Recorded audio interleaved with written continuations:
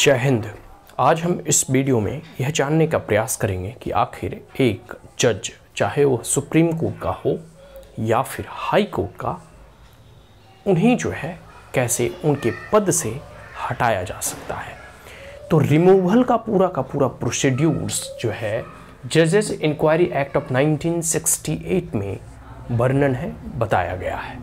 जजेस inquiry act of 1968, ठीक है। देखो, अब जहाँ कह सकते हो कि लोकतंत्र है तो कई बार ऐसे एलिगेशंस लगाए जाते हैं, मतलब जिनके पक्ष में फैसला नहीं आता, मतलब जो केस हार जाते हैं। तो कई बार देखोगे कि आप मतलब जजेस के ऊपर लोग एलिगेशन लगाते हैं, या फिर आप एक बात मान सकते हो कि भारत में तो अभी तो किसी जज का कह सकते हो कि रिमूवल नहीं हुआ है, लेकिन यह मानव का कह सकते हो ना कि नेचुरल एक प्रकार से इंस्टिंक्ट होता है कि इवन कि हमारी भी कोई आइडियोलॉजी, हम कितने ही निष्पक्ष क्यों ना हो जाए।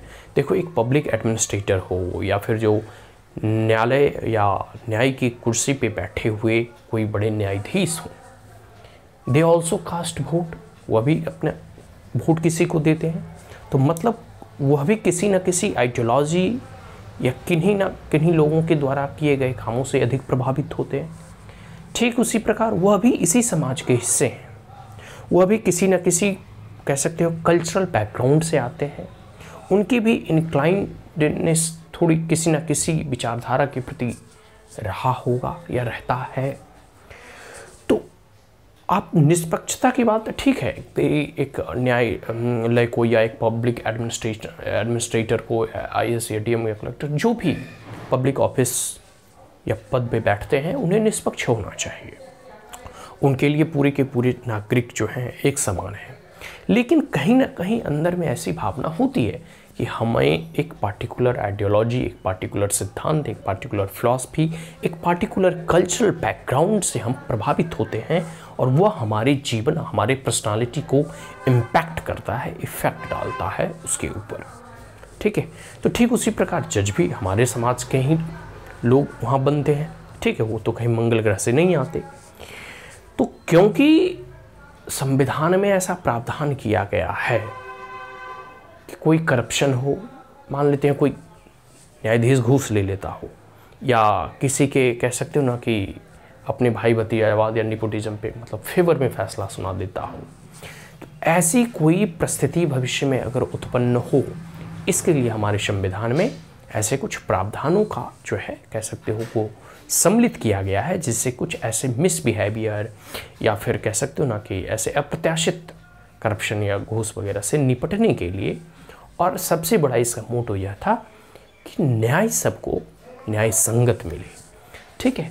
तो यही है जजेज इंक्वायरी एक्ट में बताया गया है कि हाई कोर्ट और सुप्रीम कोर्ट के जज का रिमूवल कैसे किया जा सकता है। देखो, प्रोसीड्यूर्स बड़ा सिंपल है। रिमूवल ऑफ जजेस of the supreme court and high court, दोनों का मान बराबर है यहाँ पे, मतलब दोनों का जो प्रोसीड्यूर्स रिमूवल है दोनों का सेम है। जो सुप्रीम कोर्ट के लिए नियम है वही हाई कोर्ट के जज के लिए भी नियम है। Sign by hundred members. अब देखो, क्योंकि अब जज को कौन जो है उनके पद से हटा सकता, एग्जीक्यूटिव तो हटा नहीं सकती, ठीक है।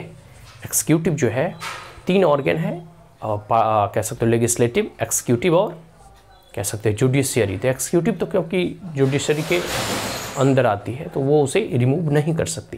तो एक बचा पार्लियामेंट, क्योंकि यह लोकतंत्र है और लोकतंत्र में जो है लोगों के द्वारा चुने गए प्रतिनिधि सर्वमान्य होते हैं। पार्लियामेंट जो है सर्वोच्च होता है, सुप्रीम होता है, क्योंकि जो न्यायालय और न्याय जितने भी शास्त्र हैं या कॉन्स्टिट्यूशन है, यह पार्लियामेंट की ही उपज है। तो अल्टीमेटली और इनडायरेक्टली आप यह कह सकते हैं कि जितने भी न्याय भी आता है वह भी कहीं ना कहीं संविधान के और लॉ के अकॉर्डिंग जो है कोर्ट जो है निर्णय सुनाती है। तो वह लॉ भी पार्लियामेंट के द्वारा ही बनाया जाता है। तो अल्टीमेट सुप्रीम और सर्वोच्च वह प्रतिनिधि है और वह लोकतंत्र का मंदिर है, जिसे कि लोगों के वॉइस और लोगों के रिप्रेजेंटेटिव वहाँ चुनकर जाते हैं और वो नियमावली और कॉन्स्टिट्यूशन या एक्ट या ऐसे कोई भी कानून बनाते हैं। तो अब वो सुप्रीम है, तो सिर्फ पार्लियामेंट ही जो है कह सकते हो कि न्यायाधीशों को उनके पद से बर्खास्त करने की क्षमता रखता है। तो 100 मेंबर का कम से कम साइन चाहिए। पिटीशन होता है ना कि आप जैसे कोर्ट में पिटीशन फाइल करते हैं, तो वैसा ही जो है अगर न्यायाधीश के प्रति कोई एलिगेशन लगा है या कोई लगाता है, इन डैट केस कह सकते हो कि जो हमारा सर्वोच्च संस्था है संसद, उसमें अगर लोकसभा में ऐसी आवाज़ें उठती है तो कम से कम 100 लोकसभा के मेंबर, और अगर राज्यसभा में कोई ऐसा इशू राइज होता है in the context of removal of judge of the Supreme Court or the High Court, in that case at least 50 member का सिग्नेचर चाहिए पिटीशन देने के लिए। और फिर यह पिटीशन हो जाने के बाद स्पीकर के पास जाता है। लोकसभा अगर हुआ तो स्पीकर के पास जाएगा, राज्यसभा हुआ तो चेयरमैन के पास जाएगा। और स्पीकर को यह एक कह सकते हैं कि उस पद को या स्पीकर को यह अधिकार है कि किसी पिटीशन को एक्सेप्ट करें या रिजेक्ट करें। ठीक है, उनको वो पावर्स मिला हुआ है। और क्योंकि सदन में जो भी कार्रवाई होती है वो स्पीकर की मर्जी के खिलाफ नहीं हो सकता है। ठीक है, किसे बोलना है, किसे नहीं बोलना है, किसे सदन से बाहर रखना है, किसे अंदर रखना है। ठीक है, तो वो अगर चाहें तो इस पिटीशन को एडमिट कर सकते हैं और रिफ्यूज भी कर सकते हैं। अगर वो एडमिट करते हैं तो स्पीकर या चेयरमैन एडमिट करते हैं तो इनके द्वारा लगाए गए एलिगेशन को फिर वो एक 3 मेंबर कमेटी का गठन करते हैं जो कि इन्वेस्टिगेट करेगी, जो जांच पड़ताल करेगी कि क्या जो एलिगेशन लगाए जा रहे हैं न्यायाधीशों के अगेंस्ट वो सही है या नहीं। In that case 3 member committee फिर अपना रिपोर्ट जो है स्पीकर को या पार्लियामेंट में टेबल करेगी। इसके बाद द मोशन इज पास्ड। तो इतना ही पर्याप्त नहीं है, इन्वेस्टिगेशन में जो भी निकला उसके बाद मोशन करने का मतलब है कि उनके खिलाफ अविश्वास प्रस्ताव जो है ना पारित करना होगा सदन में विद अ स्पेशल मेजोरिटी। देखो, हम कोई भी बिल या एक्ट या संशोधन करते हैं तो 3 तरह का हम लोग जो है ना कह सकते हो कि से हम पास करा सकते हैं। एक है सिंपल मेजोरिटी, एक है स्पेशल मेजोरिटी। ठीक है, जिसमें 2/3 की आवश्यकता होती है, और एक है special majority with the consent of half of the state. ठीक है, मतलब आधा से अधिक राज्यों के विधानसभा में भी सहमति चाहिए। तो इसमें सिर्फ जो है हमें स्पेशल मेजोरिटी के साथ उस मोशन को पास कराना होगा in the both house, in the Lok Sabha as well as in the Rajya Sabha. ठीक है, और ये पास हो जाने के बाद फिर आपको मालूम ही है कि सदन के द्वारा मतलब लोकसभा और राज्यसभा के द्वारा पारित किए गए बिलों को जब तक कह सकते हो कि एक्ट को जब तक जो है राष्ट्रपति का हस्ताक्षर नहीं मिल जाता तब तक वो बिल नहीं बन पाता।